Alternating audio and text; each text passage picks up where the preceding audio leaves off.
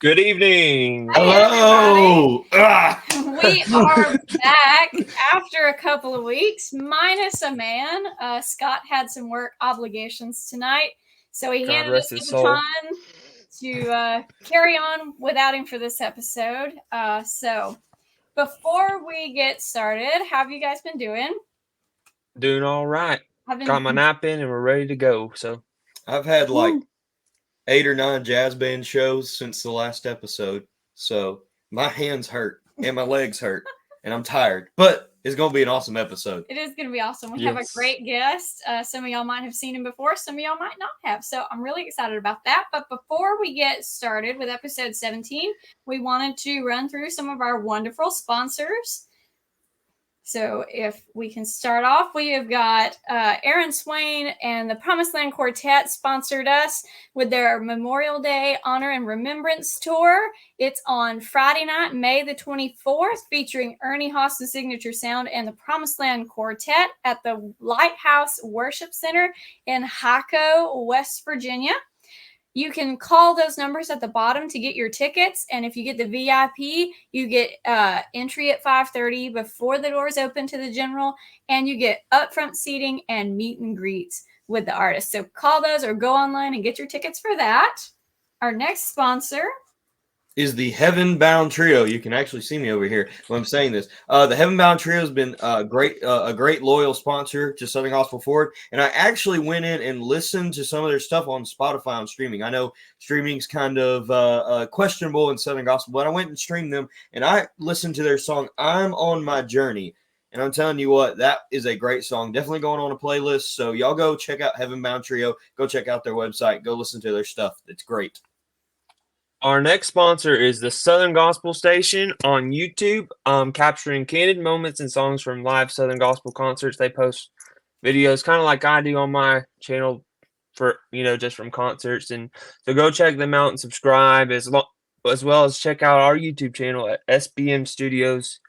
And I'm sure we'd really appreciate it if you'd go subscribe. So, then I have also the next one is the Pagetts. I met Brandon and a couple of years ago at singing, and they're really nice. And him and his dad have a duet, and so go check them out at fatherandsonmusic.net, and we appreciate their sponsorship. Yep. This next one is Crimson River Ministries from Tony Watson in Temple, Texas.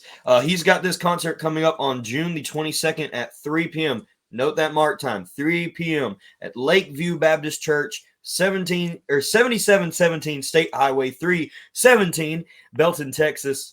And all seats are general admission for $25. A great lineup, the Down East Boys. We've had Caden on here as part of the Down East Boys. They got some good young artists in that lineup, and the Wisnets, who we've had Ethan here on the podcast. I wasn't on that episode, but we have had Ethan here on the podcast. So a lot of young artists that have been represented on Southern Gospel Forward will be represented at this concert. So make sure to go and support that. All right, up next, we have Shadow Valley Gospel Music Festival again. The Brady family has been so sweet to sponsor us over the last few episodes. They host an outdoor singing every July in their beautiful farm called Shadow Valley. It is July 11th, 12th, and 13th this year. The first night, you've got the Singing Ambassadors, Compassion, McCrae Dove and the Dove Brothers, and the Inspirations. Friday night, July 12th, you've got Karen Peck and Knee River, Gold City, and Keeping the Faith. And then closing it out on Saturday, July 13th, you got Bradley Walker, High Road, Lauren Talley, and the Mark Trammell Quartet. It is outdoor.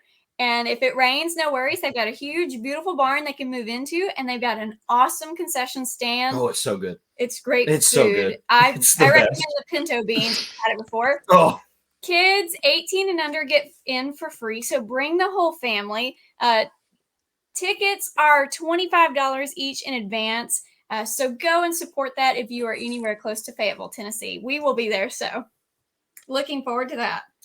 Last but certainly not least is Singing in the Smokies July 4th, 5th, and 6th. You don't want to miss Singing in the Smokies. A couple episodes back, we had an entire episode dedicated to Singing in the Smokies. So if you missed that, you missed a good time. And I know we're going to have a great time in Bryson City on the mountain, which I've never been, so I'm excited to go. So go to singinginthesmokies.com to get your tickets, or call 828-736-1982. So go get your tickets and you can see us there, Lord willing. So that'll be a fun weekend. So last and certainly not least, we did have one individual sponsor tonight for episode 17. So we want to say thank you to Daniel Hayes for your continued support. We really appreciate all of you guys. We're just 3 young people who don't have salary positions yet. And so we really don't have the money to pour into this. So you really support us and our passion in growing this community of young people in Southern Gospel. So we really appreciate you. So if you want another way to support us, and you might not have the money to donate, go subscribe to our YouTube channel or share our Facebook streams and our YouTube streams with all your friends so we can reach more people, because that's really what we want to do. All right, so without further ado, we're going to bring on our guest for the night. He's been a good friend of mine for almost 10 years now, and he's one of the most talented pianists and up-and-coming promoters in Southern Gospel music. So please make welcome to our friend, Trevor Conkle. Woo. Hey! Hey, how's everybody doing? We're Doing good. How are good. you? I'm doing great. It is so good to be back here on the show. I just can't believe you said it just a minute ago. I was thinking 17. Like, goodness gracious. I mean, it's just flown by like that. I mean, what a blessing. And that's just crazy. I mean, to think I got to do the first one, and here we are this many months later, and we're just getting to catch back up, and honored you guys would have had me to come back and do it again. Well, we were honored you were our first guest. Thank you so much for stepping out on that ledge for us, even though it was totally new. We weren't really sure where it was going. So we definitely wanted to bring you back now that more people are aware of who we are. And so more people can get to know you if they don't already know you. Oh, yeah. Hey, let me tell you something. A lot has happened since first episode. And you know what? We just got to catch up. And just want to tell everybody, thank you for tuning in. You need to share this. Like it, let everybody know what's going on. We're just here having a good time. If you got questions and everything, just join in. We're having a good time, and this is a show for everybody. And I'm just glad to be with my friends Evan and Avery and Riley. I mean, it's kind of like a little reunion again. Yeah. I mean, I just got to saw Riley 2 weekends ago, and at Lee University. So hey, it's like you just never know who you're going to see. You never know where you're going to pop up at. Yeah, I haven't seen you guys in forever. That just made me realize how long it's been since I've seen y'all. I need to get. I know. I see you on here. That's about it. I'm like, hey, there's Evan, right? Or your dad. Yeah, that's really where it is. Yeah. So, Riley, you want to kick us off with some questions? We'll kick around some questions, do a couple rounds of our questions, and we'll check the comments and see who's hanging out with us tonight. So if you got questions or you just want to say, hey, drop it in the comments. So, Riley, take it away. So we had a couple questions from Instagram. I usually do the social media questions, and then if I think of something along the way, I bring it up. But Priscilla Franks asked, what is the most challenging song you have to play on the road? Oh boy, Priscilla, one of my newest Instagram followers. Yeah, thank you for submitting a question. Let's see. You know, our newest album is one of my favorite ones that we get to do, and it's got. I'm telling you, they're all old songs, but you know, to us young kids, it's refreshing and it's new, and you would never know the difference. You know. There's so many great arrangements on it, but one that sticks out to me in regards to being the hardest one to do, probably is going to be When They Call My Name, and that's our latest radio single. I don't know if you've heard it yet, but it's in the key of B. Ooh, And I had no influence on choosing keys. So anyway, but yeah, it was in the key of B, and it that probably took the longest to get down muscle memory and that kind of stuff, just because the inversions and the chord voicings are just not your normal go-to. I mean, anybody that doesn't know music theory or isn't a musician probably wouldn't know this, but you would like to stay in keys like C or D. Well, I don't know, maybe C, D flat, F, B flat, G. But once you get around, A and B, you're really showing your professional level there. but especially learning licks and stuff. But you hear that? I can have to play say B. that. Good. So that's definitely got to be probably the hardest one that I play currently on the road. So yeah, thanks for that question, That's a Priscilla. good question. Yeah. Yes. Evan, what you got? Well, since that was a piano question, I wanted to ask a piano question because I'm a music theory student, and I didn't. So I was gonna ask, what is some here's something, and this may have been asked on the last episode because this is my first time getting to interview you. I was not on the first episode, but I know you what probably is got saved. yeah, right. Praise the Lord. Welcome to the fold, brother. But what would be probably the song that got you hooked to playing piano, or what was a song that was like, man, the piano in this is awesome? So Oh goodness. Well, I go back when people say, how did you get your start? Well, I have to credit my beginnings. I mean, child beginnings to just hearing the piano at church and listening to the pianist play. She played, I mean, the windshield wiper style, good old traditional, Southern gospel convention classics. I mean, she could do it all, and so that was to me probably the something I didn't realize what it was, but it definitely drew my ear because I would try to go home and I'd try to go home from church and emulate, everything she was doing, the little runs and I didn't even understand what she was doing at, age 5, but I heard it. And I tried to just go pick out the, the melody line. And so, it's just one of those things where, my beginnings was a foundation that started in church. And then I slowly, with the invention of YouTube, became very acquainted with a lot of things, listening to Anthony Berger and Roger Bennett, just all the great, especially back in the 80s and 90s, true Southern gospel piano players. Thankfully, through technology, I could go back and rewatch it all day long, and I'm nothing compared to them, but they've certainly influenced me and watching, how they communicate with the people, the believability and what they're playing and, how to accompany and how to, do a solo and your approach is different. Every song's different. It's not just, stand there and smile and do that. I know I make it look easy, but, it's actual thought that goes into doing what you do. Right. But, I have to say that's probably what gave me my start, my foundation. So, yeah. Nice. So I guess this is similarly attached to the piano because I noticed it when you were playing piano with Mark Trammell Quartet. You wear boots when you play the piano. So people who know backgrounds to Mark know why you wear boots. But why do you guys wear boots? And then a follow-up question, what's your favorite pair of boots you own or a pair of boots you want to own? Oh my goodness. So, when let me go back to that first question that you just like hit my brain. It just went, ooh, okay. Let's go to the first one. Okay. So, when I came to Mark, I had never owned a pair of dress boots. Now I've had, work boots, cowboy boots, and I've worn, boots with jeans and stuff like that to church, like on Wednesday night, but I never really wore dress boots to church, with a suit or anything. So once I came here and he bought me my first pair of dress boots on my first trip to Texas. So I kind of figured it was coming. I was like, all right, we're going to Texas. So he's probably eventually going to be like, all right, boy, we need to get you a pair of boots. And boy, did he. He got me a pair of smooth ostrich that was black cherry.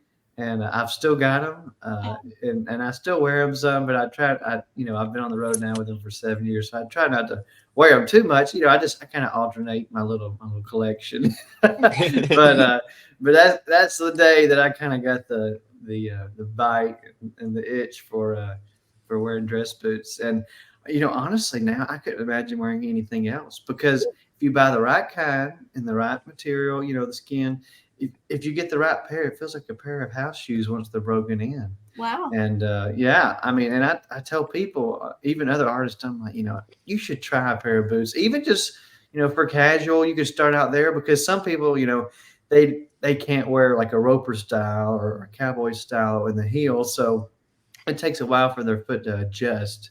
So I tell them, buy a pair and just wear it around the house, get it broke in, even if you don't want to wear it on the road. But it's just one of those things, where I couldn't imagine wearing anything else. I love it. I've got ostrich, I've got alligator, gator belly, and I've even got a pair of goat. I mean, it's just you can get really crazy with them out there. But I'm particular, I'm making sure I can get a nice pair and I can maintain it, and I polish my boots every week and keep them clean and make them looking sharp for the stage. But hey, it's actually a fun hobby because see, we're on the road. We're not at home on the weekends. We don't get to, go down to the lake on the bass boat and, fish in Lake Guntersville where I'm near. So it's to me that's kind of like my little hobby. But I enjoy cowboy boots, and I even wear them to church now. Even when I'm at home, I'm just so used to them. But yeah. And then what was the second question? What's your favorite? Your favorite pair, or a pair you want to own? All right. Let me start it this way. This is not a paid endorsement. I always wanted to say that. But no, okay, so I'll let the secret out. And this is advertising for my favorite cowboy boot company. So about 7 years ago, my first pair was a pair of Lucchese. And I had that for about a year. And then we come up on this brand that was kind of just getting started at the time called Tecovas. Has anybody ever heard of that? Yes. Mm-hmm. You heard it? Okay. They're real popular.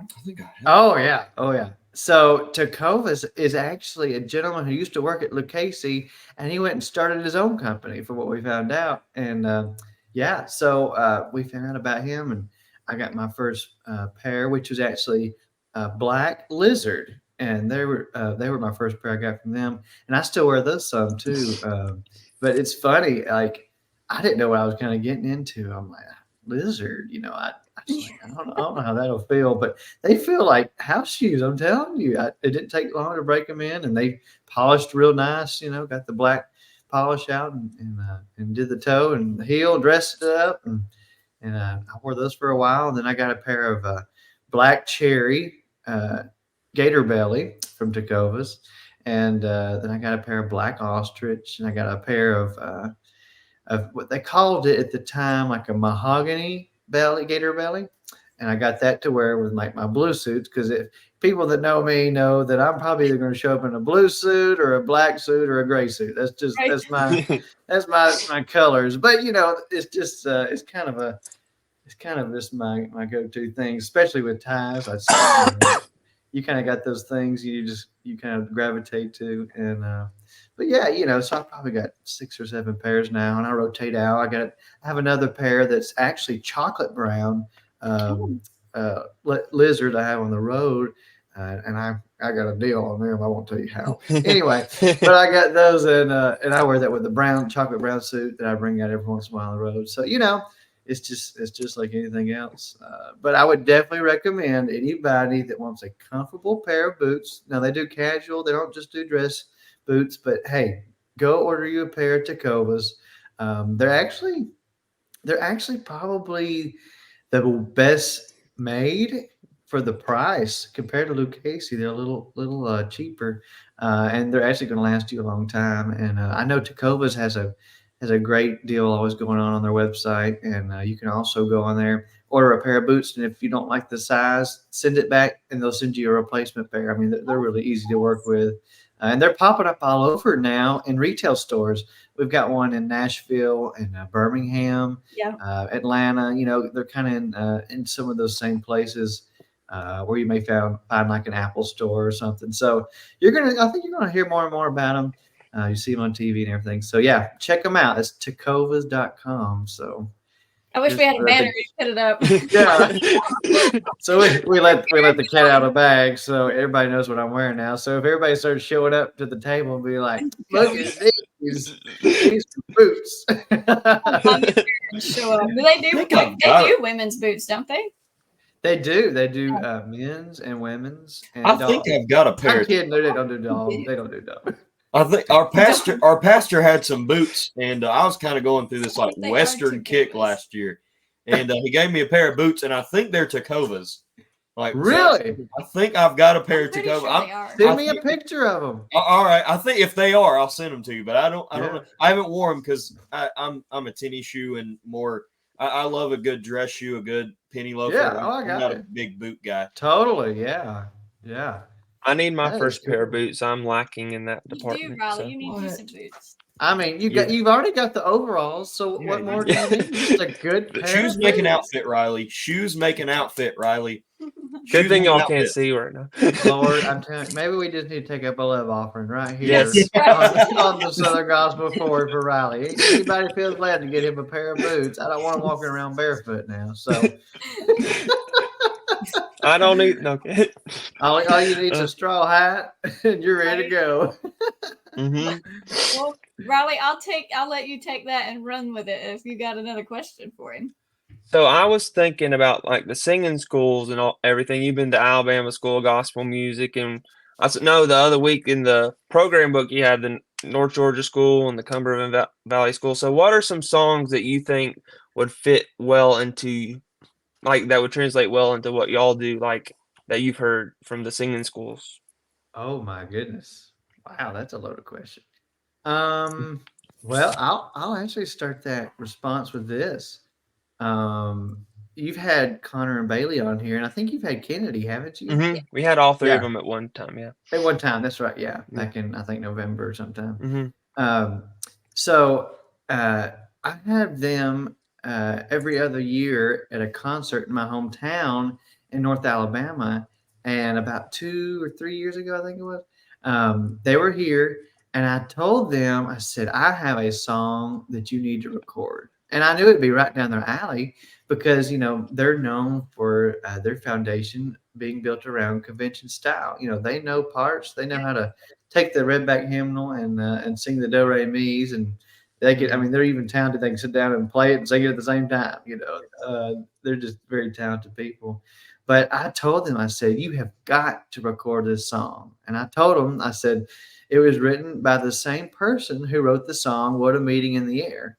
Do you remember that song? Yeah. Gaither's probably been at most homecoming services that most people have been raised around growing up, and you've probably heard a lot of people sing it in church. But I'll tell you this: the same writer who wrote that song wrote a newer song that's called "There's Going to Be a Meeting."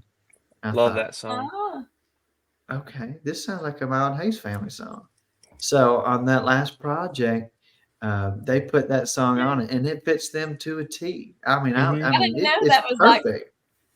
I didn't know that was the same writer. That's neat to know. Yeah. Oh, yeah. Yeah. And the writer of that song, he's written and published convention books for many, many, many years. And there's so many songs looking back that I think about when I think of convention school. And when I went, we still had some writers living. I got to meet like Eloise Phillips, Rosanelle Spear Powell. She was there. I just got to meet so many good people like Jack Clark. I mean, Jack's I'm telling you, everybody loves Jack. And there's so many good songs that we did, and we also one night we did a redback hymn sing night on Tuesday night where we pull out the redback hymnal and just sing through it for about 50 or 60 songs.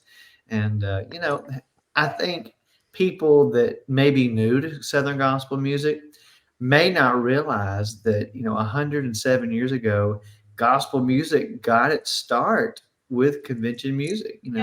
J.G. Whitfield published these songbooks, and he started carrying these songbooks and to sell them. He went on the road with a quartet, and they traveled from church to church all across the country, spreading the music, teaching them in singing schools at the churches. and that's how gospel music really spread to be where it is now in the church. Now, music's evolved. I mean, a lot of it was, back then, not they didn't have tracks. It wasn't heavily orchestrated or anything. I mean, it was just piano, and then eventually the organ came into play as well. I think in the late 30s, 40s. So gospel music has come a long way in over 100 years. So it's definitely amazing to see where we've come from and how stylistically things may change. But our genre is a cumulative collaborative effort of many styles in it, and that's pretty cool that we can all just kind of coexist in what we do, and that's kind of what makes us what we are, and I love that. But convention music, it's great. I encourage people to go. I mean, at the first one I go to is Alabama School of Gospel Music in Boaz, Alabama, and then I would go to the North Georgia School of Gospel Music, and that's at First Baptist Church, Cumming, Georgia. And then the following school is the Cumberland Valley, and I believe that's in Murfreesboro, Tennessee. So you can really hit all three back to back in the month of June if you want to go all 4 weeks. Right. But it's great that we still have these going, and they've got great leadership, great teachers, people that are teaching this music, teaching young people. And you'd be surprised. There are people I know going this year for the very first time to a singing school. A gentleman, he's in his 60s, and he said, I've always wanted to go. I didn't have the opportunity to go as a kid, but I want to go just experience it one time, and it's for a very minimal fee. I mean, you don't have to stay in the dorms. You can just attend the classes. But, I just encourage people to, if you just want to see where we came from, you want to hear the music, sang in the parts, maybe the way they're supposed to be, and then hear the great accompaniment, like at Alabama, Tracy Phillips. Gosh, she's my just goodness, an incredible player. She's played there. at the hymn sing I was at in Gardendale. Gosh, she just she's just when she gets that rhythm going, I mean, yes, she has a great left hand. I'm telling you, she's just got a great stride, and I even got to take a few private lessons from her while I was there, and I know that my Hayes family has taken some lessons from her. She's just great. But yeah, you know what? We got to have more people coming up, and we need more kids, young people to get involved. And so I would encourage you. You can get more information.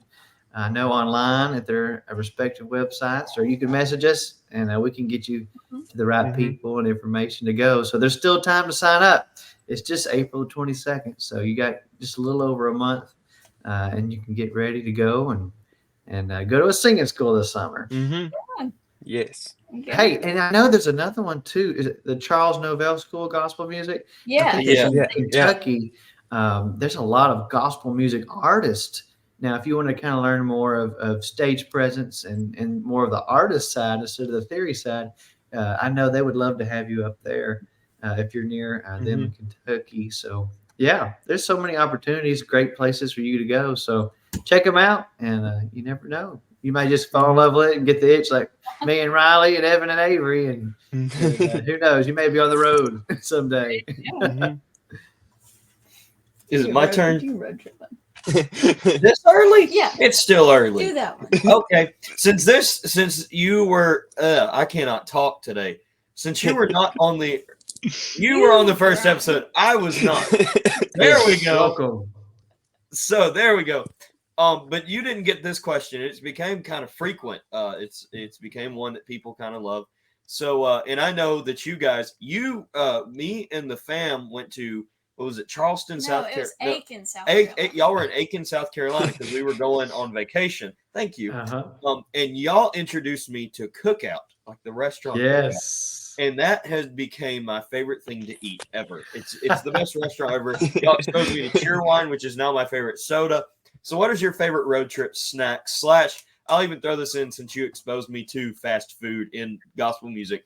What is your favorite fast food place too? Oh my goodness. Well, it would be wrong for me to say that we plan our our travels around food, which said that we're in the ministry, not to sing gospel music. But there's just a little bit of truth in that. Seriously though, when we get parked at the Walmart for the day, because that's where all God's chosen singers and bus drivers just end up every day on the road. But we always, we wake up, get ready to look and see what there is to eat around the Walmart. And, being where we are, and I guess even when I was on the road, as first went on the road, there wasn't a lot of options as there are today. And so we'd have to go out, to the Midwest to hit up, a lot of things like Brahms and In-N-Out, Whataburger, Cookouts originated from over North Carolina. So we've slowly figured out the different things as we've gone on. And we know our areas, and like, all right, we can go here and eat catfish, or we can go here and eat chicken, and we can go here and get a good burger, or we know afterwards, hey, Cookout's going to be open, let's go get a shake, or Whataburger, hey, let's go over there, it's just kind of funny how it's just turned into kind of just where we get done singing, it's like, what are we going to eat? And then we go to bed. Then we get up and we were like, what are we going to eat? And then we go eat. Then we go sit up and praise the Lord. Then we go tear down and we say, what are we going to eat? Man, do y'all need a roadie? That sounds like a perfect life right there. I'm telling you what. I'm telling you that, if anybody's just wanting to follow a gospel bus, you're not going to go hungry. So, amen. But yeah, hey, I'm glad you made it to Cookout, because listen, they've got, over probably 100 shake combinations. Right. I mean, now I will say my favorite combinations coming up. Now, I know I'm allergic to peanut butter and nuts, so I know I know a lot of people love. I've heard like chocolate chip and chocolate peanut butter, and all the guys on the bus love that kind of stuff, or chocolate chip cherry and walnuts. I think Nick gets. But my favorite person is coming up, and it's the peach milkshake. And it's got actual peaches in it. I love it. And I love a strawberry milkshake. That's kind of my go-to there, because you can kind of get that all year long. But when I do splurge, I'll get that. And I tried one. I think it was the it's not the chocolate chip, but it's just the vanilla with like chocolate fudge and strawberry. Add banana. Add the banana. So it's like a banana split. Kind of, yes. Mm-hmm. And since I just said add banana, that reminds me of my other favorite. So I'm sure everybody follows Gerald Wolf, and Andy's. We're trying to figure it out. I mean, I think it's a backdoor deal. He must be sponsored by Andy's, because he posts about him all the time. I mean, he'll never say, but I think he's got a lifetime contract with Andy's. Wait for their next album with like sponsored by, or buy one. You buy this album, you get a free custard on us or whatever. Like, yeah. Well, with inflation today, you just get a coupon for here's a coupon for 1 penny off. $5 right. A cone. So, but Andy's is kind of our new favorite place to get custard. It was Freddy's and Culver's and all these, all these places. Don't sleep on Culver's though, because I'll fight over Culver's. Oh, we love us some Culver's now. I've never been to Culver's. Riley, we got to get you some Culver's. You're kidding. I know.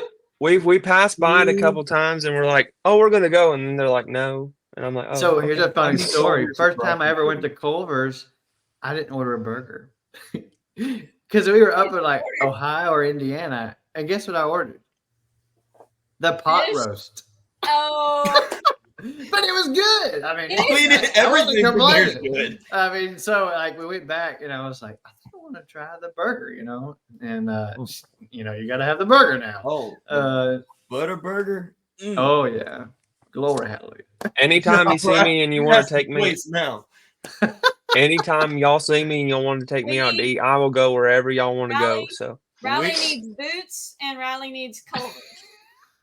We'll just go on a spree or something. Please tell me you've had Andy's. Yes, I have had 3 times. Hey, convention, there needs to be a Southern Gospel Forward hookup at the Andy's. Yes. That sold. All right. Don't tell them I actually don't like Andy's. Well, I What? wasn't a big fan. You're fired. No. Can I This is why explain you were myself? not on the first I need to episode. explain myself. I got the James brownie or whatever, and it really What? wasn't good. I wasn't a much fan chocolate. of it.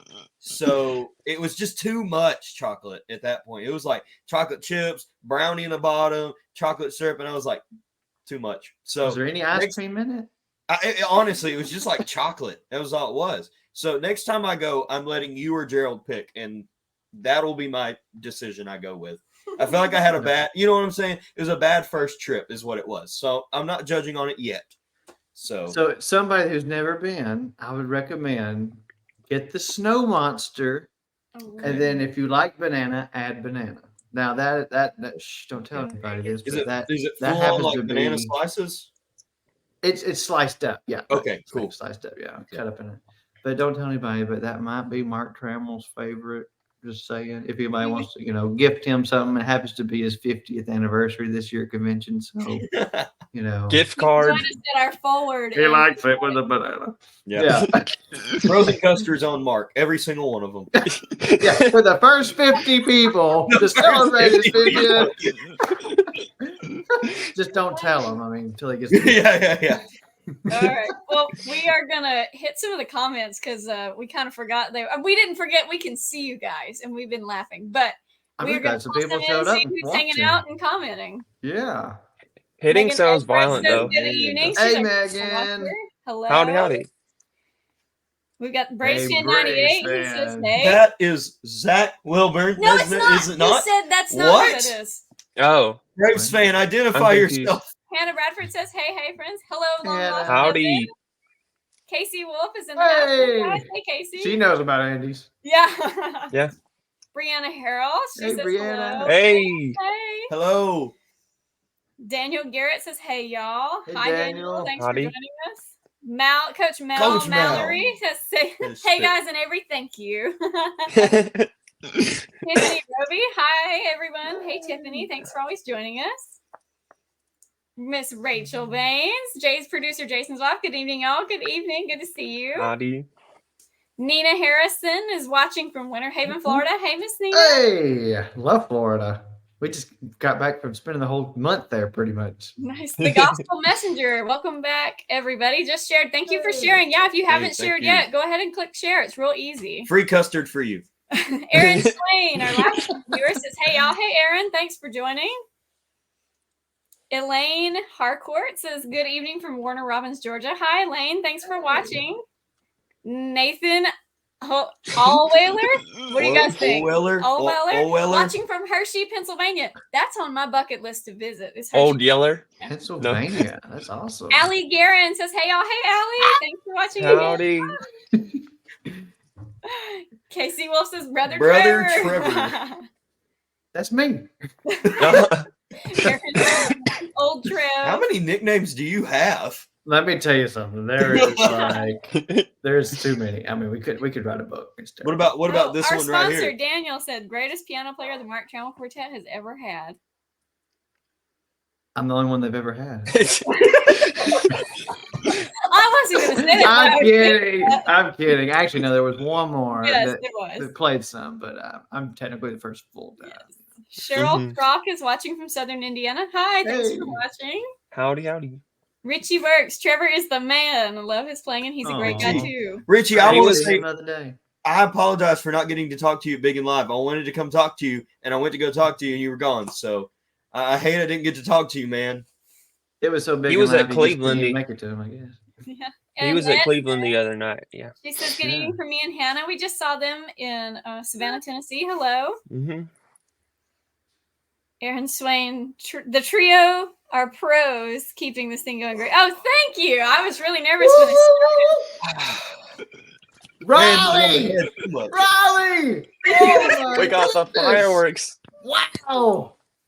We got the special effects tonight. I'm telling you, I came unprepared. I just did. Wow. You know, my birthday was like 3 weeks ago. We should have did it then. I mean, there you go. I mean.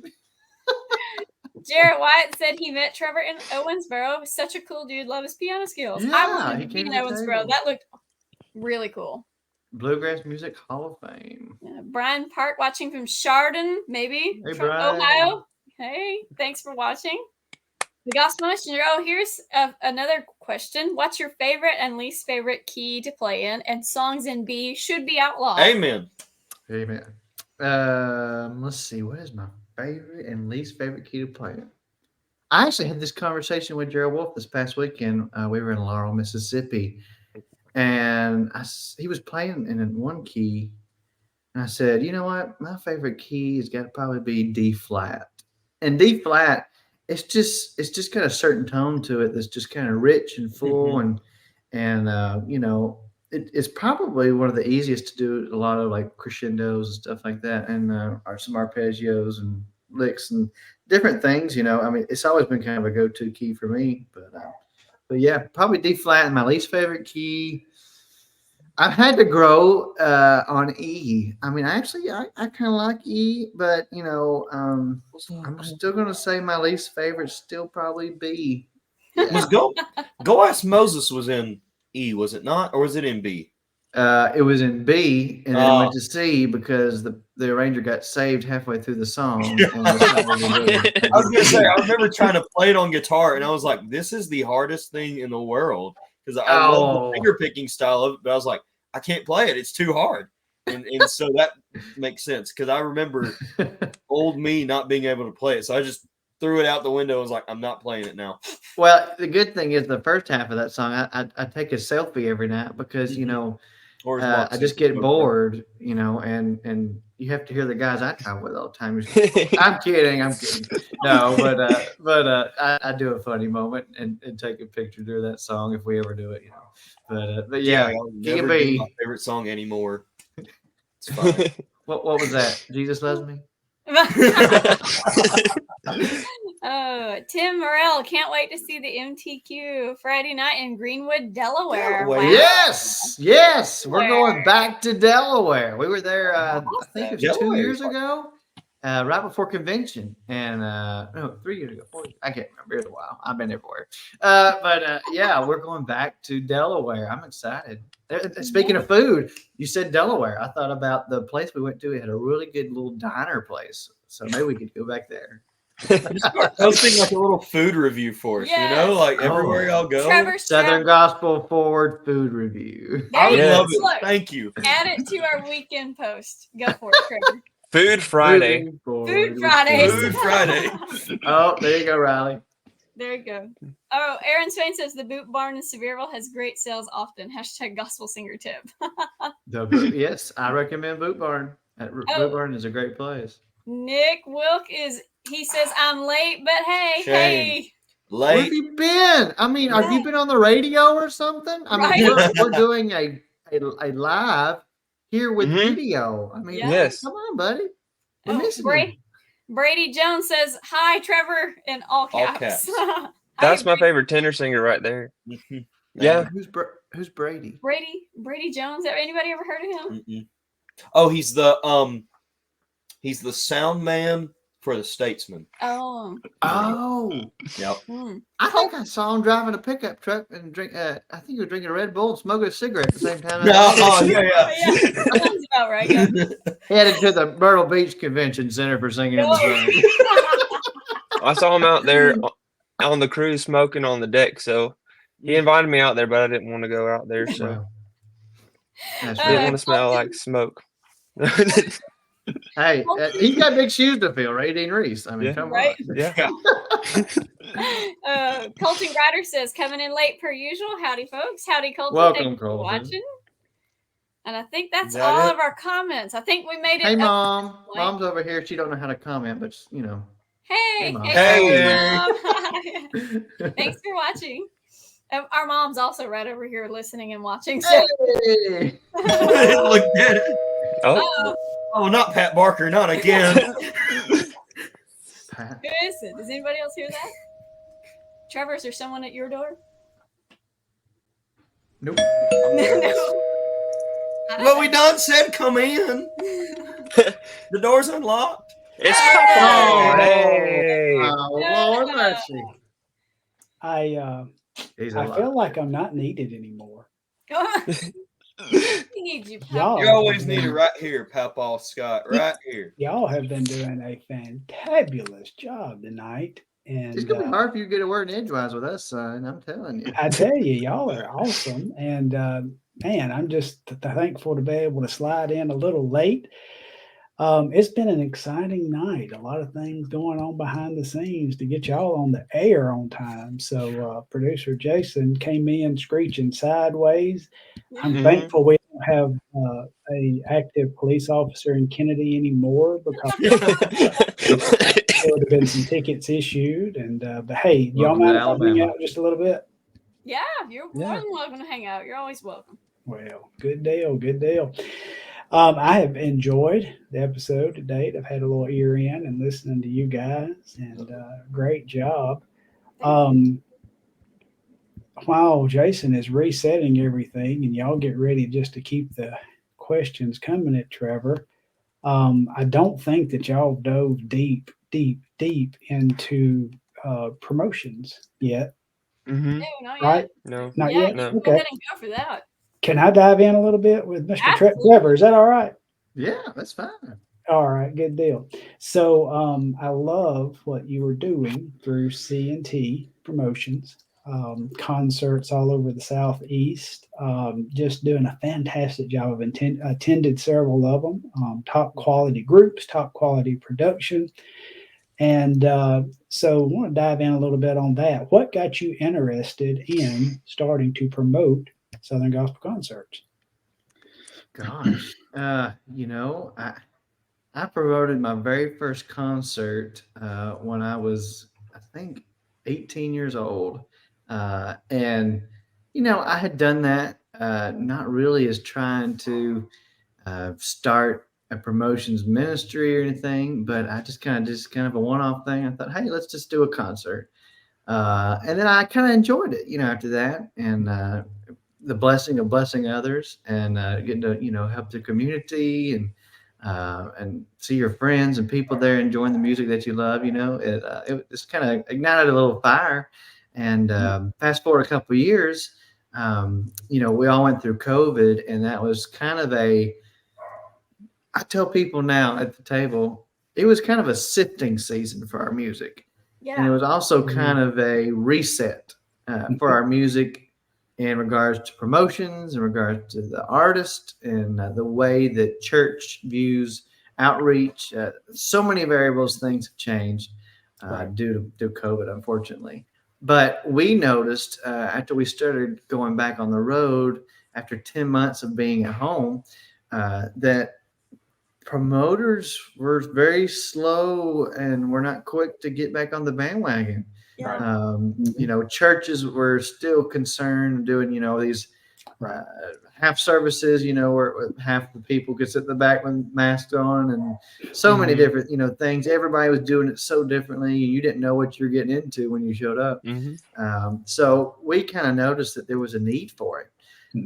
So I kind of talked to Mark about it, Mark Trammell, and my boss, and I told him, I said, Mark, I really think there's a need for us to do something. I didn't know really what it was, but whether it was just one concert, or two, something, just in our area to get started and kind of just revive it again, because we needed that, and I saw fear and so many things that people needed encouraging, and so we started C&T Promotions. Really, because there was nobody doing it, which sounds terrible, but we had just come through so much, and we certainly need more now. But we started that. We did our first one in my hometown, and now 4 years later, we do it annually still, and every February. And then we went and did our second one, which was actually in Canton, Georgia. Thanks to a friend over there, he got us in touch with some people at a great church, and we've done one there. And then we're actually going back there this June for the second time in Canton. So that's another great annual event that we've started. Of course, we have our Mark Trammell Quartet homecoming every year. Oh, there it is right there. One in Canton, Georgia. There you go. There's the one in Canton. Yeah. So yeah, It's Thursday, June the 27th at 6:30 at Antioch Christian Church in Canton, Georgia, which is near North Georgia, Woodstock area. So you can come be with us, the Mark Trammell Quartet, and then our great friends, the Mile Hayes family. Everybody loves them, and they're, I hear they're working on 2 projects at one time. Can you believe that? I know. So I can't imagine how they're doing that and traveling at the same time. But they're going to be with us there in Canton. So yeah, come be with us there. And then like I said, our next concert to that's going to be our homecoming concert in Gadsden, Alabama. It's every July. Yeah. And One of my there's no favorites. admission charge. And I think I pretty much see everybody here on the forward there. They make it one night at least. It's on Friday and Saturday. And this year we're having the Wisnets and Greater Vision, always a favorite of the crowd. So yeah, definitely come be with us. There's no admission, and we just take up a love offering. And we're there in Gadsden, Alabama at the church at Wills Creek, which has just hosted Big and Live. So you know where the church is, so come be with us. Big and Live's becoming the place to be in Gadsden. Oh, You yeah. mean the church at Wills Creek? Oh yeah, whatever. Well, the church at Wills Creek. Good advertising. Good advertising for next year. You know. Just show up. Something will be there. Yeah, we're talking about Trevor's promotion. He's trying to steal it away from him. How much money did Alan Kendall pay you to say that? I won't reveal my sources. This is not a sponsored. This is college finals. Where's my hat at? So I like that background that you gave, and fantastic. So I don't want to hijack this too much. A couple of quick follow-ups on that. Now, of course, promotion takes a lot more. It's not just arranging for a couple of groups to come and selecting a place, and so much work goes behind the scenes with advertising and planning and the logistics and just getting all of the detail work done. And y'all do a fantastic, it's a very professional promotion when you have C&T Promotions involved.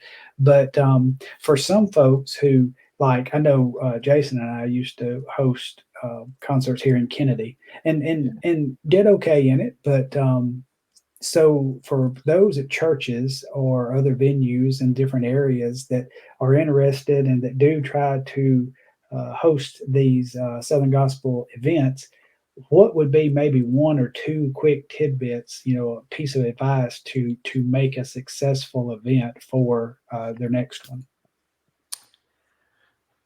Preparation.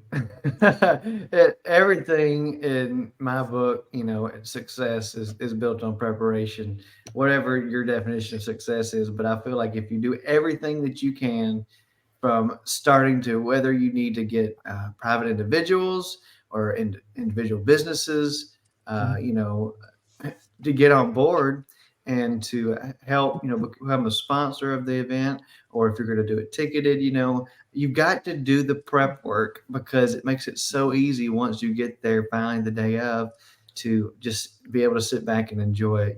We just did one 2 weekends ago in Lee University. First time we ever did a Songfest event there. Riley was there. Hey, he got out there and he was holding the sign, welcoming people. I mean, that's another thing. Sign. I'm telling you. But to me, a successful event is all about making people feel welcome. Absolutely. And that's exactly what Riley did. He stood there and he held a welcome. We're glad you're here sign, because this is special. This is not something that just happens all the time. Right. And, so definitely have an involvement with young people at Riley and just having people come, we just have to work together. Volunteers are important. Getting your pastor and your music pastor, your worship leader, your choir director, getting them all on the same page and supporting it is very critical. You need to have all the church leadership support that you can get to be able to get your foot in the door and be able to get the people there, because you want to get the church crowd and people outside the church to come as well. So, word of mouth is the best form of advertisement still.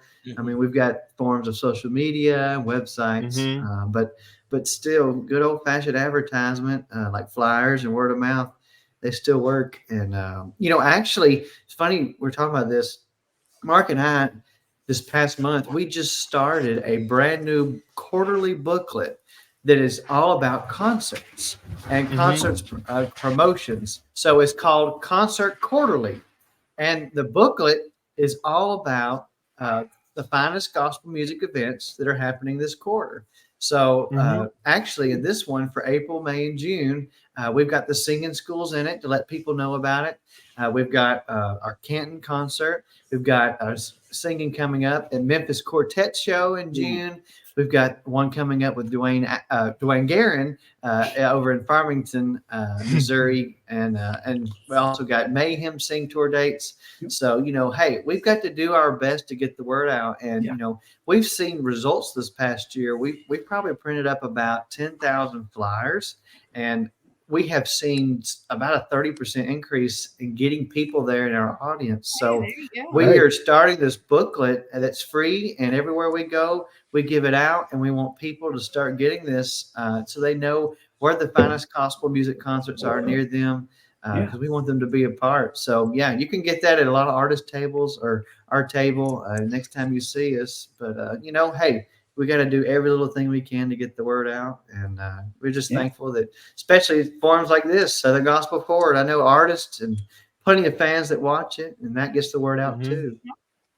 Yeah, and we to those who are watching, that's hit on something a while ago about sharing. And I know we almost sound like a broken record sometimes, asking you to share us and stuff like that. But when you see the groups on social media and they have an event or a promoter with an event, and share that, that is a fantastic way for you to become part of the promotion family and help get the word out to all. You never know who may come across your share and want to come to the concert.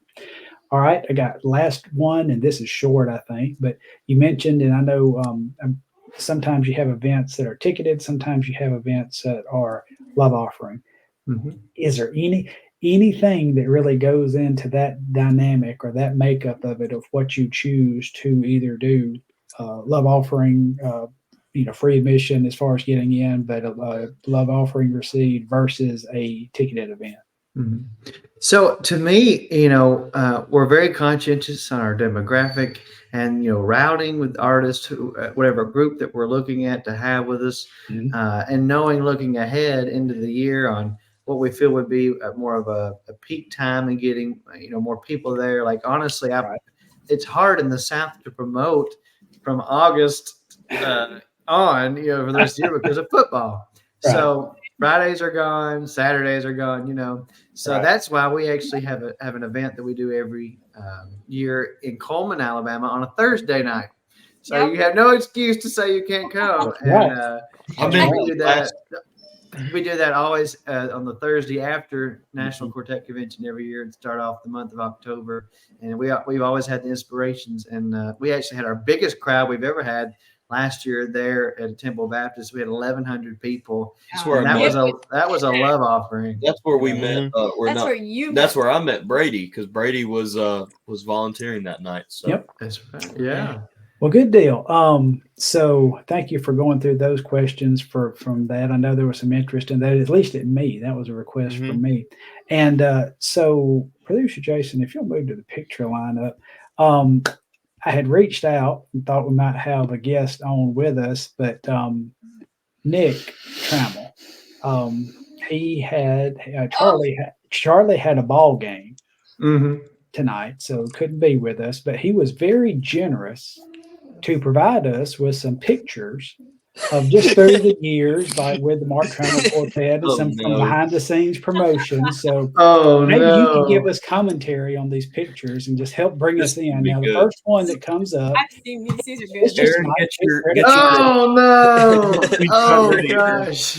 Yeah, that's nice. That's nice. So you're looking all nice and suave and debonair. Look at that. All right, let's go to the next. I remember seeing that. Oh my gosh. Are you getting What's ready going to on hurt? here? That was terrible. So Darth actually, Vader. I was sick during convention, and I was like, I don't want to, give it to anybody. So I found a clear mask because I wanted people to still be able to see me smile and have a conversation with them. Well, I ended up looking like somebody from Star Trek. So anyway, dumb decision. All right, let's see. Let's keep moving along. That was a random mall where I said I got to pick out the weirdest colored jacket and put it on. Kind of He's got his Rodney face on. Yeah, you've been mentored by Rodney Griffin. Yeah, for sure. I didn't go with that. Let's see what else we got. Oh, The water burger. Hence the road Hey, trip snack. Whataburger! Food. There's food involved. Now this one is one of my favorites. I love this. This is so sweet. Oh my Oh. gosh.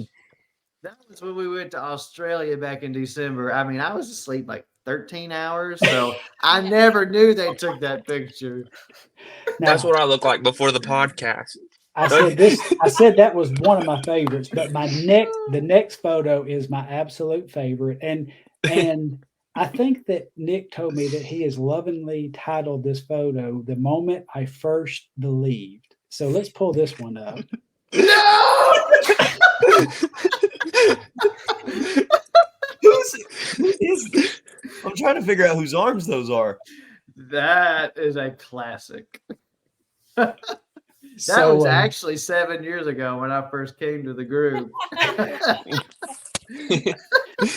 good stuff. I good can't stuff. believe he still has that. Yeah. Yes, yes. So we thank Nick Trammell, and we hope one of these My days brother. we may have him swing by. But we love Nick to death. You know, talking about singers, there is not another more consistent, smooth singer on the road than Nick Trammell. I think a lot of him, and He's my favorite lead singer. I love him. Absolutely, absolutely. All right, guys, I have taken up too much time, so now I'm just going to get lost again and let y'all take back over.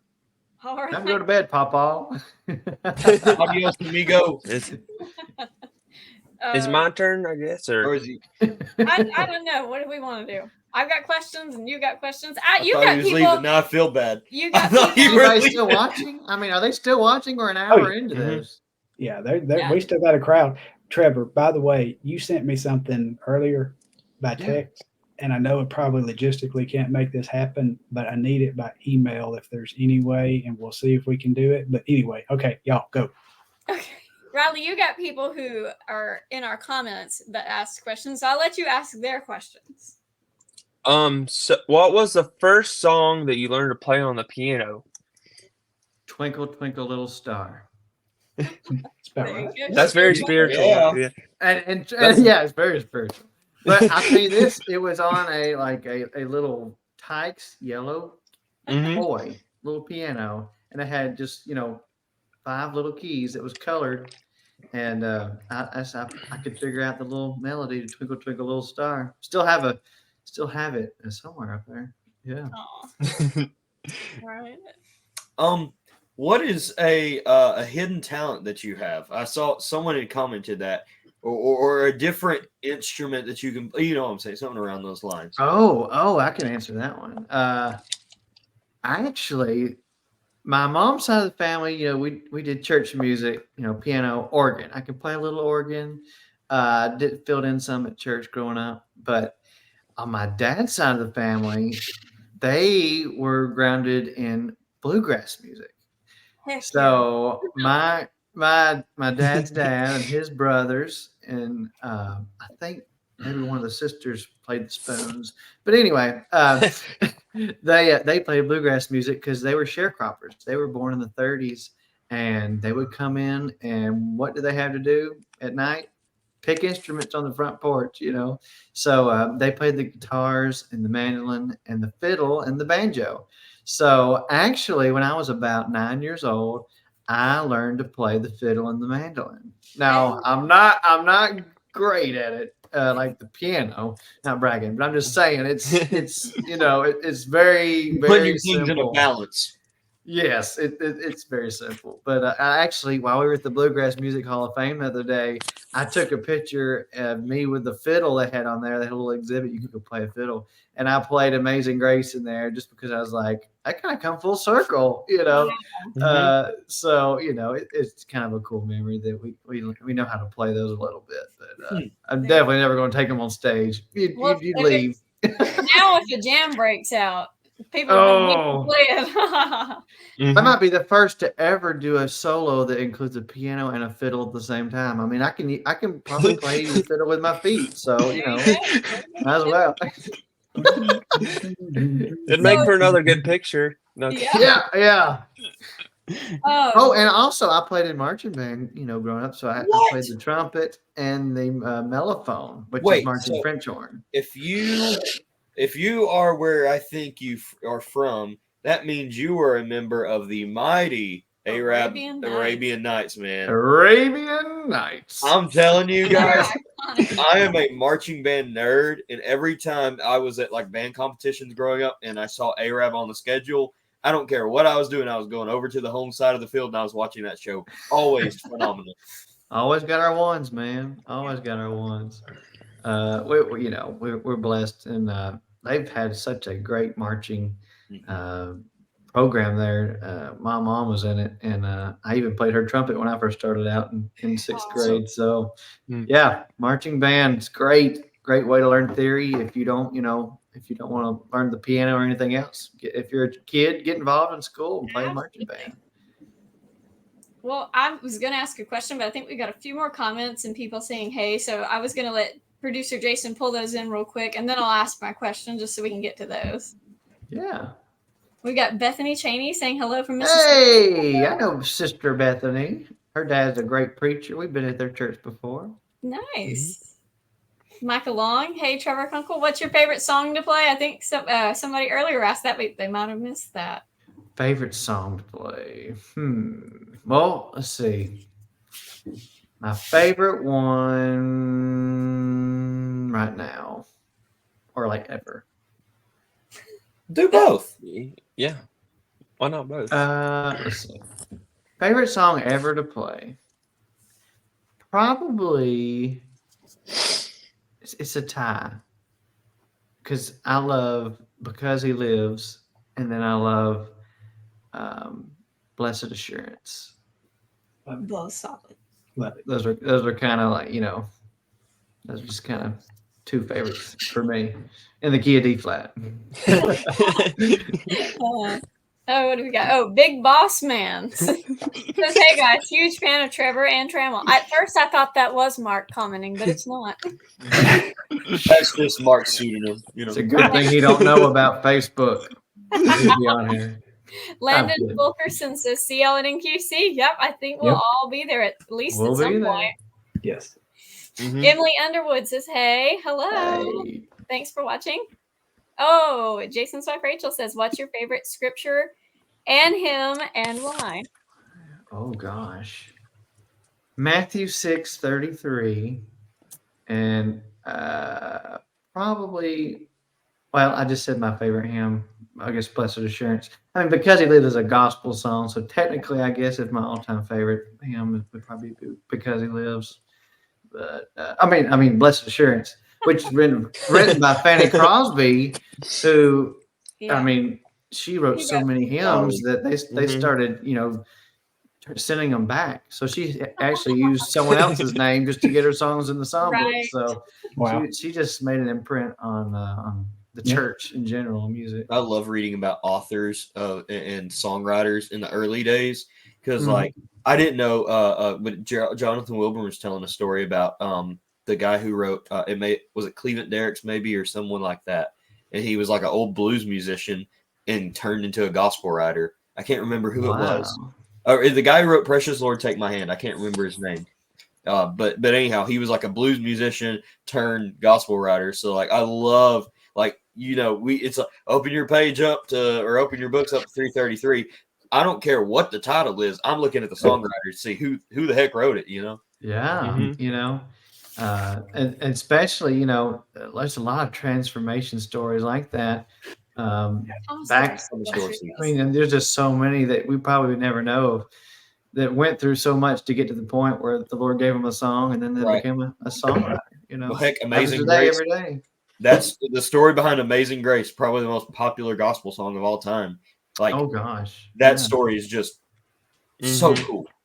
It is well with my soul. I mean, the story, and guys, I don't know if you ever noticed this, but did you know that probably every hymn that's in our hymn book was written during the Great Depression?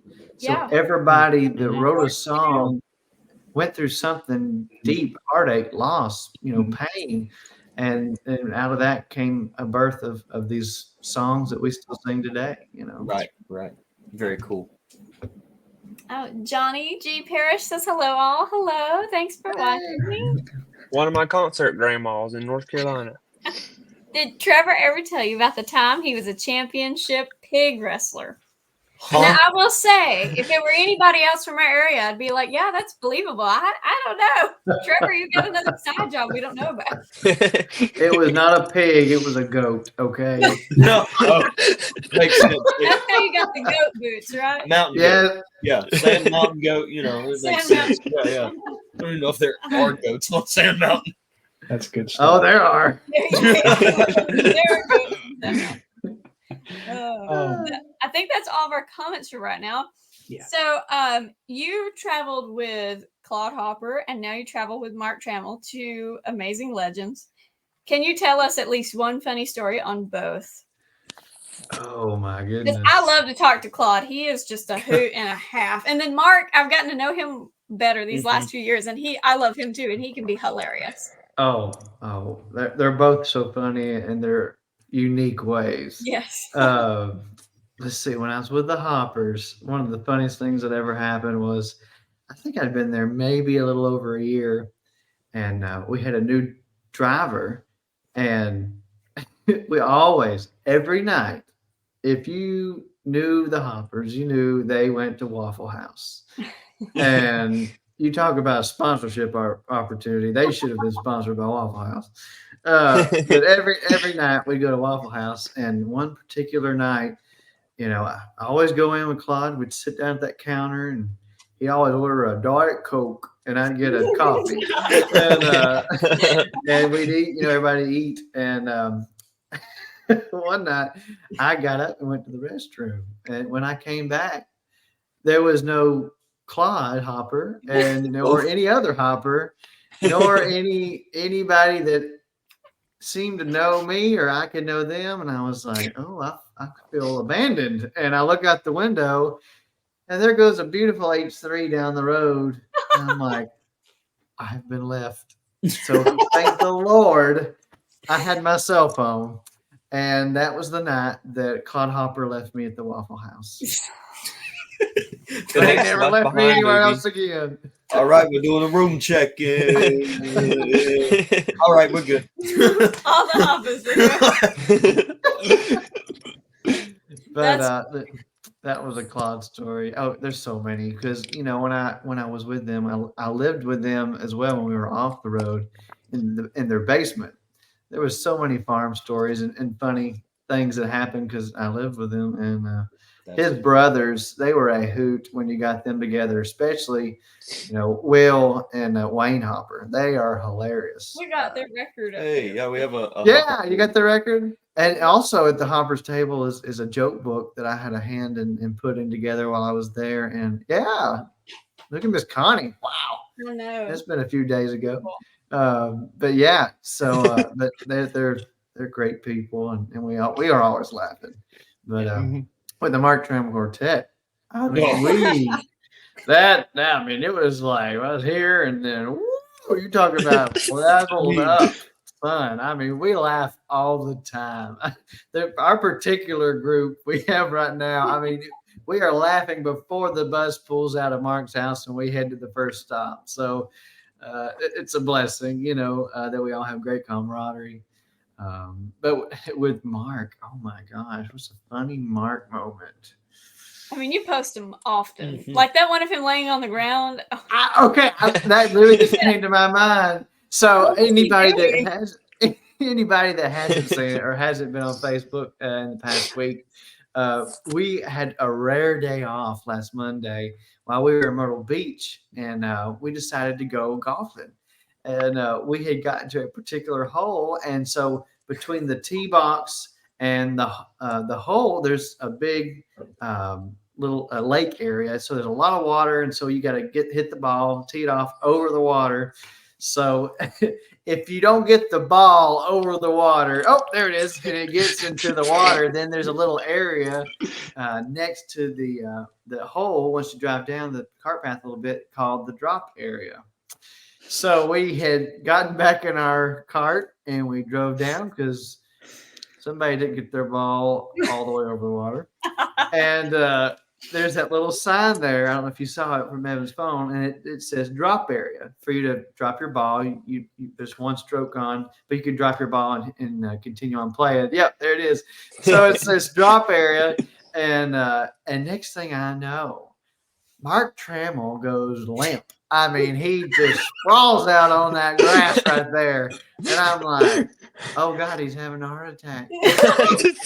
And I'm like, "What can I do?" I mean, the man got saved on a golf course. I was gonna say, on a it's golf so course. funny, like, Full Like, circle Lord, moment. this is kind of weird.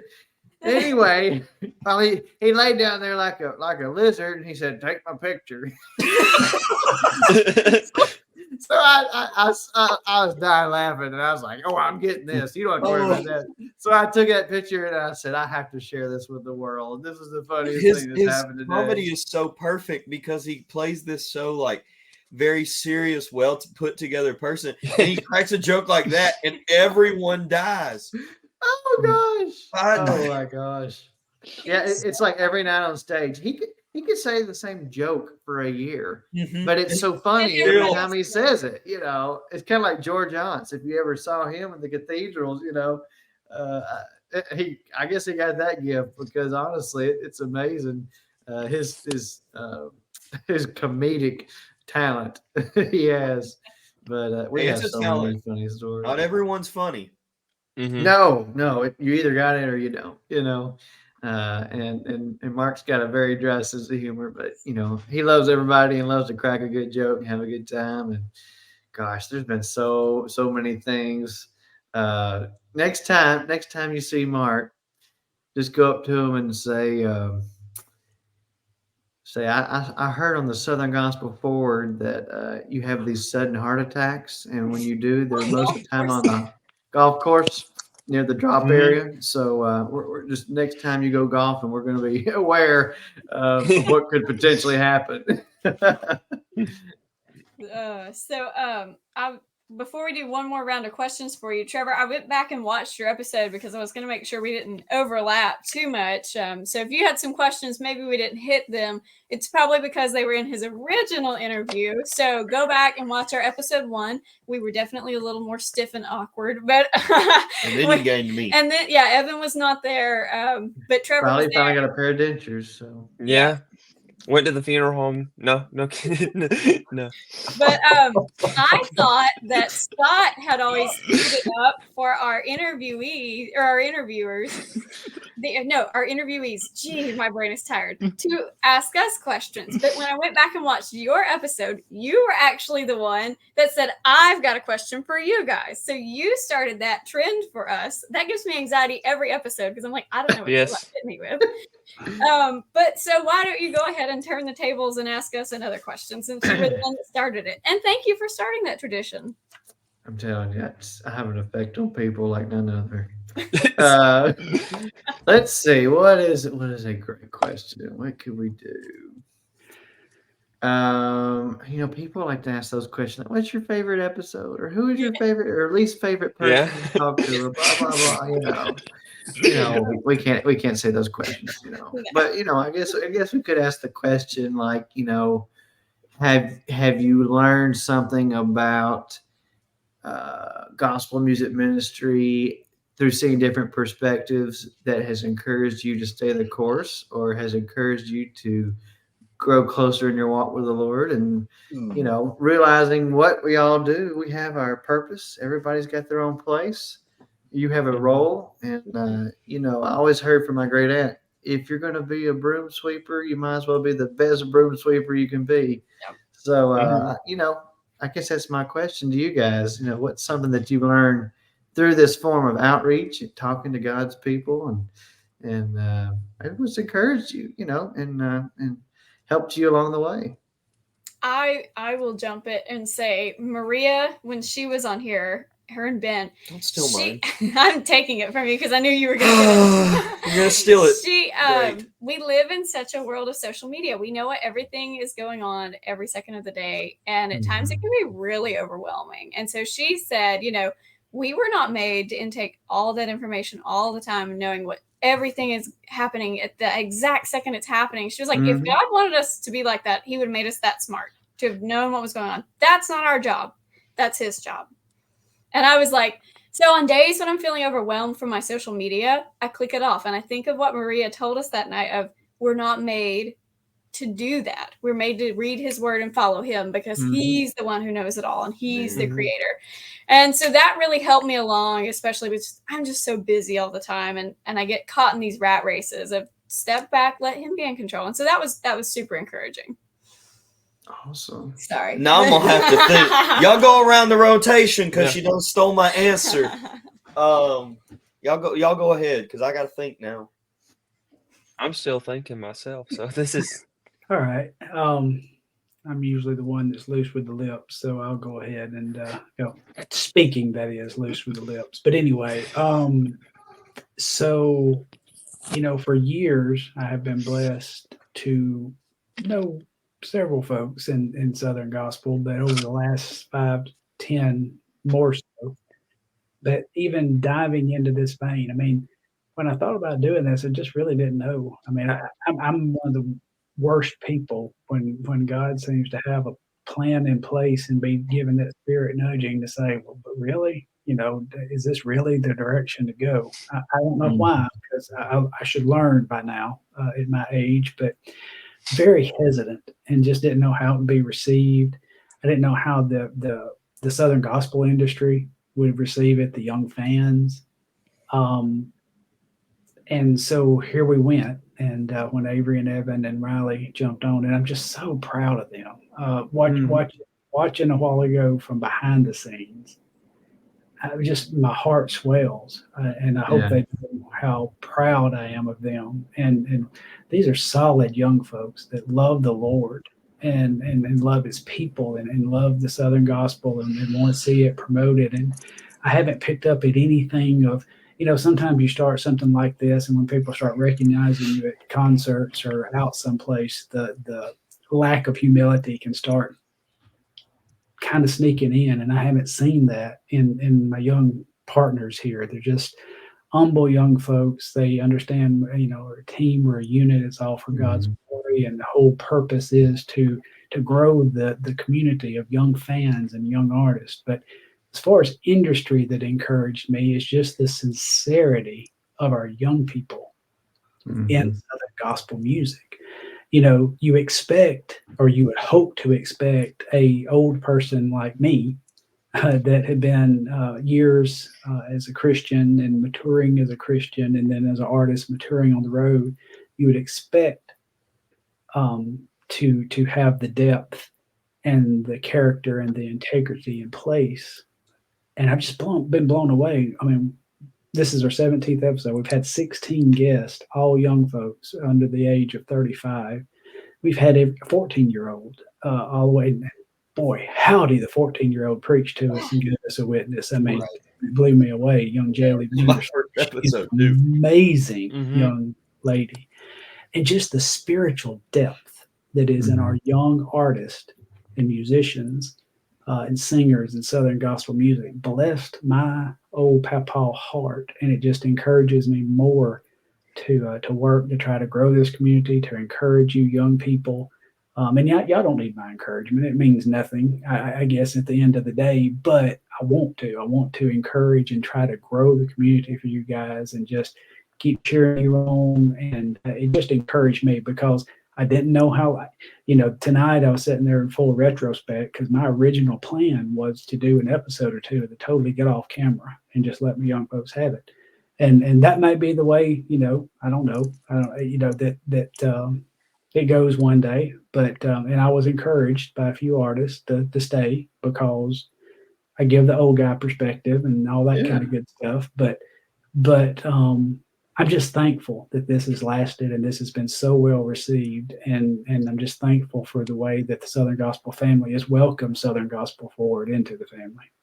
Yeah, I'm telling you, there's more people watching this than you realize. I mean, not just Mama and Papa who go to the gospel concert. I mean, there's a lot of artists, well-known artists, people in and outside of our industry that they have mentioned to me, hey, I saw you on the forward, or I've seen the forward, or somebody texts me, did you see this week's episode?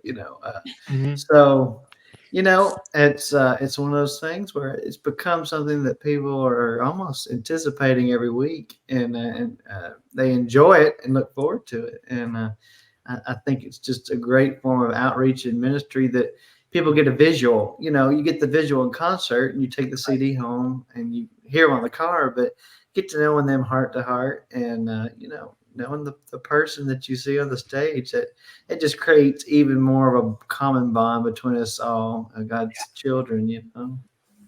And to those watching, y'all, thank y'all so much. We get so many messages. Look, a while ago, and this is anonymous. I'm not going to say because it was asked, but during the show, my phone dinged. I hope y'all didn't hear it, but a donation came through. And, as I heard the guys during their ads, the whole purpose of this is not, there's no income shared on this, but there's a budget in place to do things like NQC. And praise God, if we can get that email and we possibly can get that booth space at NQC, we're ready. Y'all have been faithful to us and helped sponsor us, and we are ready to roll. We've got the budget in place. That means so much to me, yes, but I know to my young partners, that means the world to them for y'all to support them with your donations and your sponsorships and your text messages and your messenger messages and the comments on here. Thank y'all. Thank y'all for watching and thank you for your support. I love you from the bottom of my heart. Yep. Amen. All right, Riley and Evan, I talked too long. What's y'all's answer? Do you want to go first or do you want me to go? I can go first. Okay.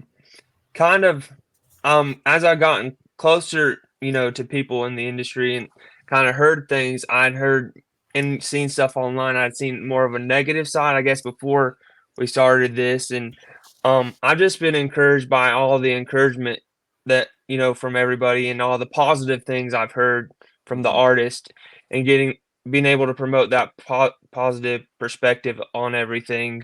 And that there are people still trying to do right, and there's people, there's people doing it for the right reasons, and we don't get into all the negative, but that's just been encouraging to me to hear from a personal perspective that's the good stuff that is going on, and people's testimonies and everything. That's just been an encouragement to me personally. Our attitude and our perception and the way that we live our lives, and which is the way we should live and the most godly way we can. It's all a choice. We choose to wake up and have a positive attitude and choose to do things that bless the Lord and give him glory, and everything we do, say, think, everything we do should glorify him. And it's funny. Goodness, you just never know where your witness is going to speak to somebody. Right. I was in Alaska last year on a cruise with my grandmother. We're in Juneau, Alaska, and this gentleman comes up to me and says, "Do you play the piano?"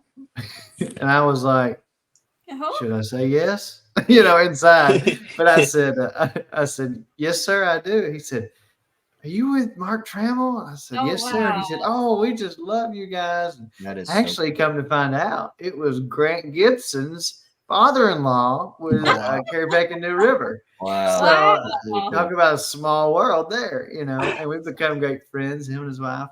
And so, it's funny. You just never know where you're going to show up and someone's going to see you. And, I've always heard, be a little bit of Jesus that somebody can see somewhere every day you go. And whether it's in a Walmart parking lot or, at the Dollar Tree or Dollar General or in Alaska, just living for the Lord and doing what's right. Your testimony still stands and your witness is going to go before you. So I just encourage everybody, just, keep living the straight path, and, God's going to bless us for our efforts, and he definitely will get the word out to those who need to hear it through whatever form it is.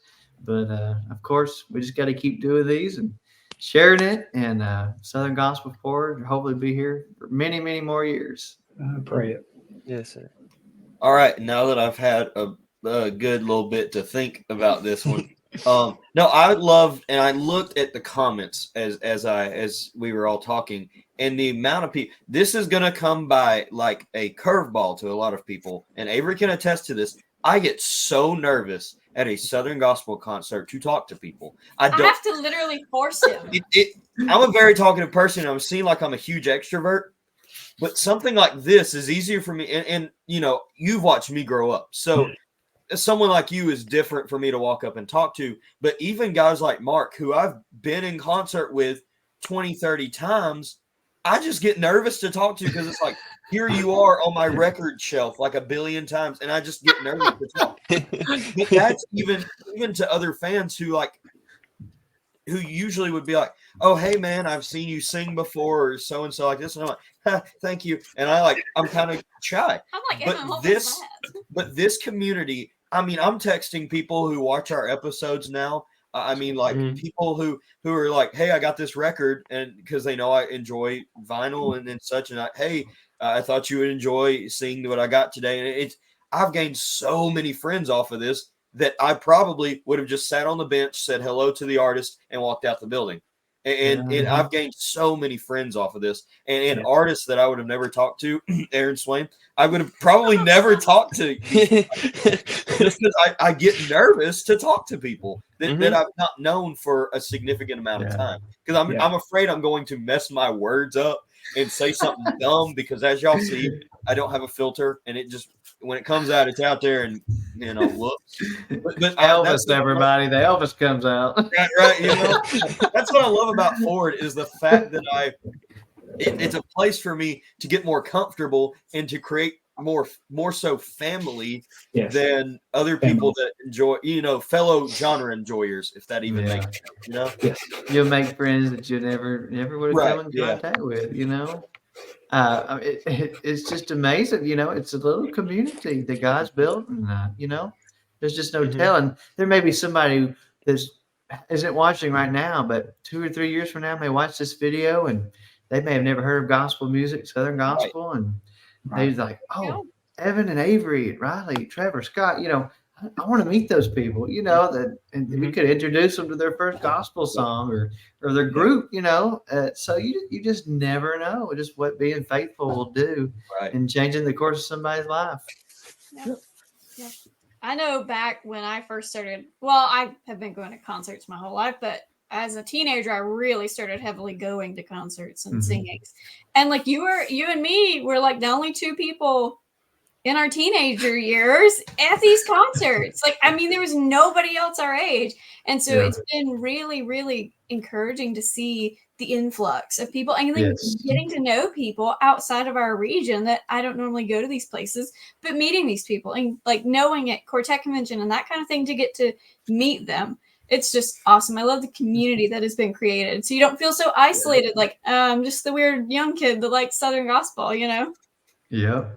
And, I noticed last year, I think was probably the biggest increase I've seen in probably 3 years of just the number of younger demographic there. It was probably the most I've seen in maybe the entire 12, 13 years I've been going to convention, even not as an artist, when they went from Louisville, made the transition to Pigeon Forge. And, that was 10 years ago this year. So in 10 years, it's been amazing to see. Even from 2020 to 2023. Yeah. The increase was and I've seen it in our smaller concerts as well. So absolutely. Grandma, Papa, keep playing the music, get the word out. When they get in the car, play the music. That Birmingham Sings the Gospel that me and you were the only two people there in our teenage years. Now, there was probably 4 or 5 there? I remember, not counting us. I remember a time when, because not a lot of people will ever say this, but you, and I'm pointing at Trevor when I say this. The other way, because we're I don't know. I'm sorry. But you were kind of like the first ever young artist that I remember. But we knew that, like, really, there were like artists' children and such. But you were the first non-child that's not. And I'm not saying that there's stuff wrong with that, because that's awesome in family groups and But you were the first you don't sing. I just realized what I said. You know what I mean? But you're the first child artist that just kind of came up into it, Yeah. Well, hey, I don't meet a stranger. So if I see a young person, and obviously I probably felt sorry, because I was like, they probably feel like you're the only young person here and no one's going to talk to them. So, I'm always going to reach out. Where's that at, Mom? It's somewhere in my music room. It's a piano book that you gave me I think you may have wrote it, or one of your teachers had wrote it, and you'd given it to me. And here I am now, a music theory student who has to play piano every single day. And it was because you reached out to a small kid who was just there. So I've never thanked you for that, but I guess I could say you're one of my biggest piano influences. You know? Well, thank you. Yes. I think we're going to grab our last comments and then maybe do some rapid fire questions and wrap it up, because we don't want to cut into your time at home. We know this is your downtime. So I don't know if, Aaron Smith, legit my favorite part of the week. The community is without fail a haven of encouragement. I totally agree. I sure am glad I got to meet you, Aaron. Hey, Aaron's a great guy. He really is. Daniel says there's always going to be negatives, but promote the positive. Absolutely. Yeah. That's what we do. Yeah. And, hey, the Mylan Hayes family. Hey, thanks for Brother watching. Connor, Bailey. We need to bring them back on because they had a whole bunch of technical issues on their episode. That was during Hey, you Praise know what? Fest. I have an idea. We need to do a Southern Gospel Forward episode with the hymn sing gang kids. Well, the whole thing, that would be fun. legit. That would be fun. We'll have to work We that would out. really look like the Brady Bunch. Oh, John Stevens said, I saw Trevor in Laurel, Mississippi Saturday night play Amazing Grace. You have an amazing Lord. I thank the Lord for young people like you who use their talent to glorify our God. I was going to let them. Hey, Scott and Jason, y'all aren't muted. So y'all aren't muted, just by the way. His hearing aids must run out of batteries, bless his heart. Yeah. He said not muted. That's what I said. Yeah. Y'all are not muted. We could hear We're just trying to talk over you. I mean, we couldn't hear anything that was being said, but We heard what you're having for supper tomorrow night. yeah. We didn't say anything. We didn't say anything off color. You seriously hear me right now? Yes. Oh yeah. Somebody all of our texted me boys and said, is mute. Scott is loud. I was like, oh. Interesting. Well, anyway, Thank you I for did- the comment, Mr. John Stevens. Yes, thank Thank you. you. let me just tell you this. So we had a visitor. Hey. And, Hey, is that one of the champions? Yes, that is Chris Matthews. Chris champion. Of course he was causing trouble. Yeah. Well, I'm sorry. Tell him we said hey. I think I said only one questionable thing, so maybe Now we we won't get get this has fired. been an awesome episode. We need Thank to pull you. the Guerin siblings We on this do. show. Yeah. Yes. Their dad is you need Dwayne to. Guerin. We haven't pieced the two together. I have Yes. I have the weirdest interaction of meeting Dwayne. I was helping out with what was it? It was the Inspirations and Mark Trammell singing in Coleman, and he was emceeing, and I was doing SGMA that night. So I'm up on stage talking with Steven, and I didn't know where the stage door was, so I just start walking, and Dwayne was coming on stage, and I'm running around frantically trying to get to the table because I was like, the first 10 people get to the table or whatever, and I accidentally ran into him. Directly. Like me and him just like bumped into each other, and I'd never met him before, so I was like, sorry, sir, nice to meet you. And that's what I mean when I'm so nervous to meet people, because I do dumb stuff like that. I'm telling you. Hey, he's a great promoter. I'm one of Don't those run into him. Great He's my promoter. promoter. I wish he was not in misery, but Right. Yeah. Misery. He's in misery. yes. I look at his lineup for his event. I'm like, man, those are all solid groups. I'm like, Yeah. I want to go so bad. Mhm. Come on. And thank you for bringing him to Coleman so we get to enjoy him Thank you. here. Us Alabama Yeah. love a good promoter. So, all right, boys, we're going to do a rapid fire and then wrap things up. So get one that Trevor can get like a real quick. Do you want me to Yes, no, start, maybe Riley, so. or you got one? I had two of the fun ones that I thought were really good, but you want me to just do one now? Or You can do both. One. If they're rapid Yeah. fire. Yeah, go for it. Gerald is sick and you're picking the songs for the hymn sing. What hymns do you choose? Just like a couple of them, I guess. Ooh. Well, Gerald always sends us a sheet every day with fresh hymns and an idea of what, program. But we follow the Holy Spirit. So, but I've got probably a library of over 300 hymns that I have to put all that stuff into the computer to get the lyrics on the screen. And, it's just down like clockwork now. I've been doing it for 7 years, and, we work well together. And I tell everybody, they're like, "Where are you at?" I'm like, "Oh, I'm running the screens." Well, I am running the screens, but literally all night long, I'm watching Gerald because I have to watch every little move he makes and try to anticipate when he's going to breathe here, what he's going to say here, so I can get this song up here, and then we can go back and take a love offering, and then we're going to talk about this, So, but yeah, I love doing it. But yeah, that's it. So the same guy, Daniel Hayes, who sponsored our episode, he sent in another question. Mark is sick and you're the baritone / piano player. What solos do you choose? Ooh. Say that one more time. You kind of went out. Mark is sick and you're the baritone / piano player. What solos do you choose? Oh my. Mm-hmm. Let's see.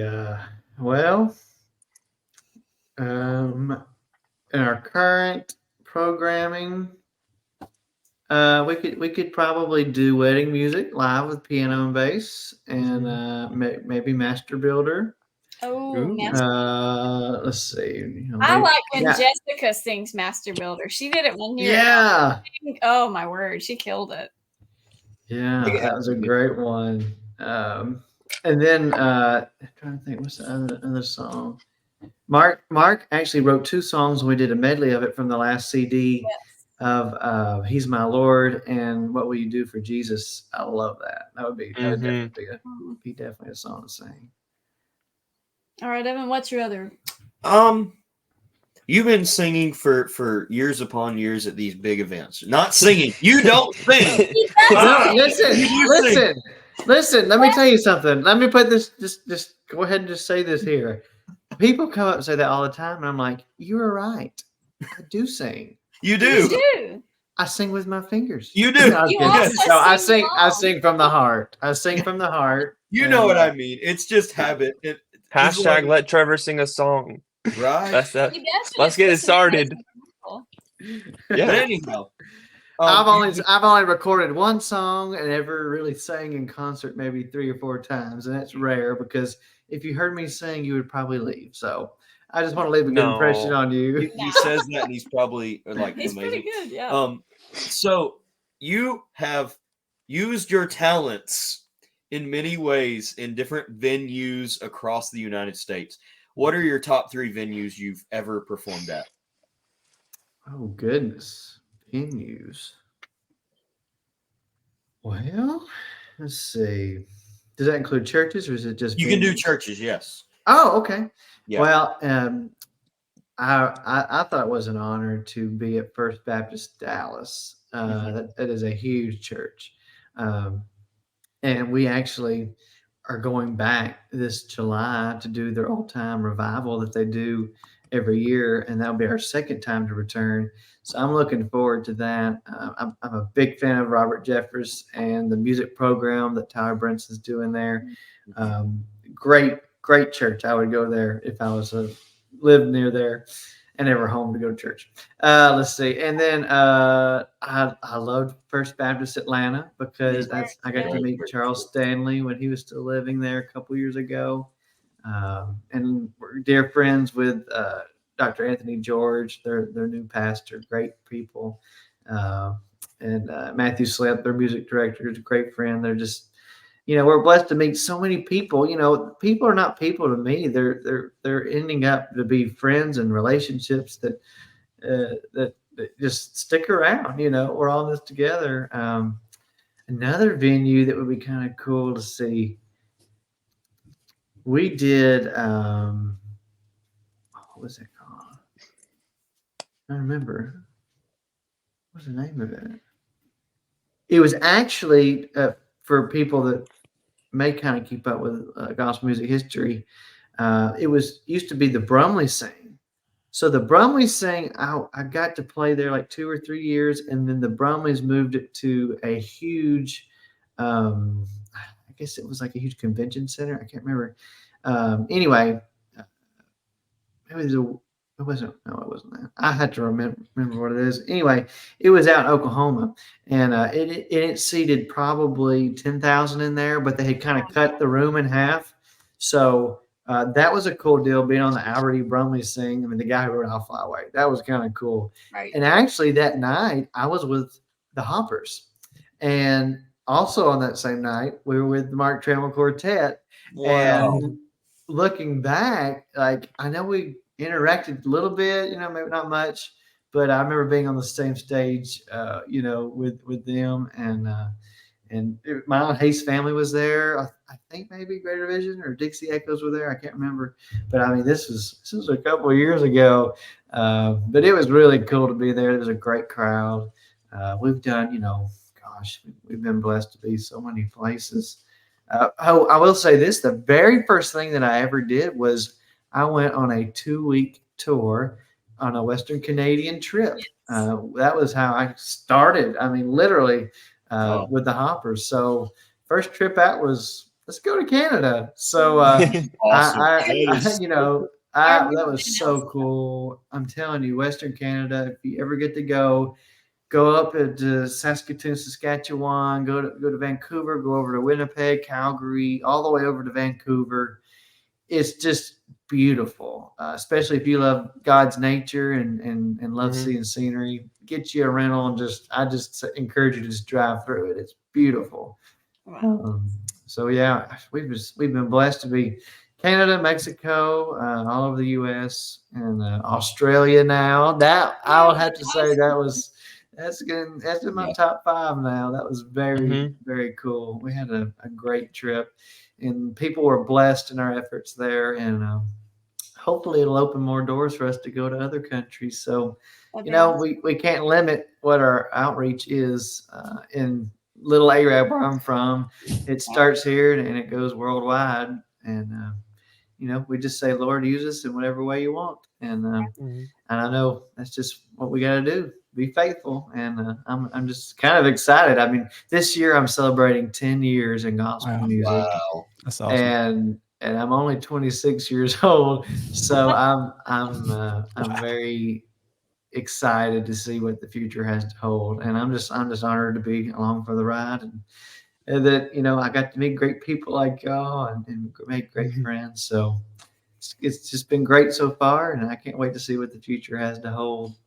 Awesome. Well, I think that was a perfect way to wrap it up, Scott. Yeah. I think we're good, right? We don't have any more comments, right? Well, we did have some questions. We did have some people commenting, but yeah, we'll let that. Alan's popped his head in there, but honestly, it's not worth the headache, Trevor. And I'm kidding. We love Alan. Well, I love Alan and his comments. We love Alan. I'll say this, and we figured out why a while ago the mute didn't work. But y'all know when you're at NQC or a big venue and you got the folks sitting next to you and they're like, there's somebody singing and it's a good quiet moment and everything's good, and they say, "Hey, I'm going to run to get me some popcorn. Do you want anything?" I was that guy tonight because it's okay. We talked over it. It's okay. I'm sorry. Who did you say to make the check out to? That's right. Like I said, the good thing was I didn't talk about y'all or anything like that, so that was good. So anyway, leave it to Brother Cousin Chris to get me in a pinch. But anyway, I want to say a special thank you to a few folks. Obviously, Trevor. Thank you, first of all. And look, we got 2 quick website addresses. Let's throw this up. We'd like to let folks know where to go for all of the C&T promotions. You can go to ctgospeltickets.com, and all the concert lineup is there. You can get your tickets there for the ticketed events or get information for the non-ticketed events. So go to ctgospeltickets.com for C&T promotions. And then, of course, with Mark Trammell Quartet, or you can follow them. Go to the website at marktrammelministries.com. Got the tour schedule, got the merchandise, the music. You can purchase that. You can even support the Mark Trammell Outreach, which is a wonderful outreach that allows the quartet to go into some smaller venues and smaller churches that might not could be able to bring in a quartet like some can. So find out all things Mark Trammell Quartet at marktrammelministries.com. Trevor, did I leave out anything we need to promote? I have an announcement to make. Come on with it. So, as of today, you now can get all of my music that I've ever made on all music streaming services. Awesome. So, you can get our newest music released I'm telling you, to all Apple Music, YouTube, Spotify, Pandora. It's taken a lot of work and effort, but announced here on the forward, you can listen to it all down. Trevor, I think the last time you were on, we were complaining that nothing was on streaming, and so look at how far we've come. Am I your first 17 follower? episodes.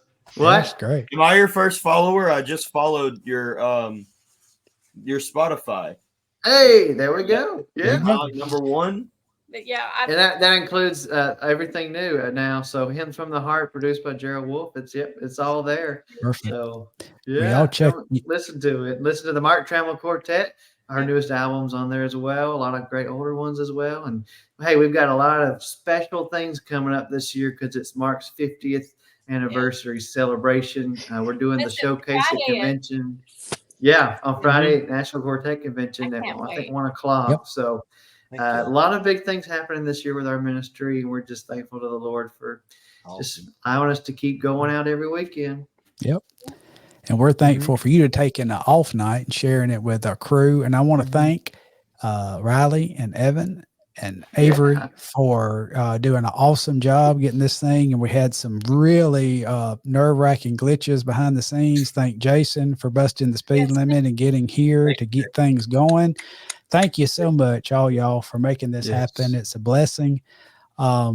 Just appreciate you so much. And the last thing I had on my mind, we don't normally do this, but one of my youngins, why don't y'all go ahead and say what the next episode is going to be? Riley.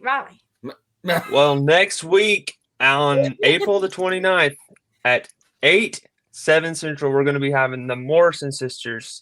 Yeah. So it's going to be good. So y'all tune in and go ahead and start sending your sponsorship money for, Hey, just throw that out there. Yeah. Oh, that was funny. I like that commercial. Good job, Riley. There you go. Trevor, thank you We'll start so much. sharing after tonight and pushing that. So that'll be good. Trevor, I appreciate you, buddy. Yes, sir. We appreciate y'all and appreciate your friendship and the opportunity to come back on. And you never know where you're going to see me next, so just stay tuned. Avery, why don't you take us out any way you want to? All right. So thank you for watching. Don't forget to share with your friends. They can watch it back later. If you are a young person and you enjoy this type of content, join our private page called Southern Gospel Forward. If you're not quite as young, we do have a public page you can go and like and see that content. For younger folks, there is daily content in that group every day. You can if I can remember. Yes, there is daily content on every day except for Thursdays. Thursdays are a little spotty. We've been getting better. If you're watching, may have to take over. Subscribe if you're on Facebook and have a YouTube account. Go and subscribe and support us there. That would really mean a lot to us. And we'll see you guys next Monday. Have a great week. Thanks for joining us. Great week. Trevor. Bye.